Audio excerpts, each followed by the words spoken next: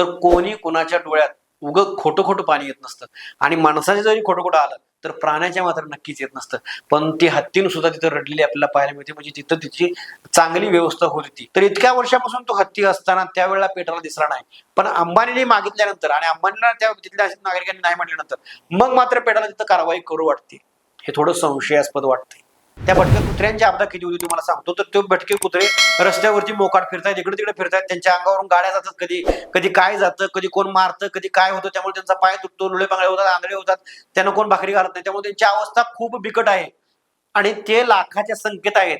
आणि ते इथल्या प्रशासनाला तर अगदी त्यांना त्यांना नियंत्रित करण्यास होतच नाही. पण पेटाने ही भूमिका घेऊन ते सगळं एकत्र करून त्या वंतारावाल्यांना सांगून ते वंतारामध्ये सोडायची एवढी काळजी त्या पेटावाल्यांनी करतील का, आपण अशी आशा करूया. वाटत नाही पेटा ते काम करेल, कारण पेटाला कोणीतरी दुसरं चालवतंय का, कोणीतरी पैसेवाले चालवतात का, म्हणजे देश हा आता पैसेवान लोक चालवत आहेत का काय, अशा सुद्धा शंका आता माणसांच्या मनात आता यायला लागल्या.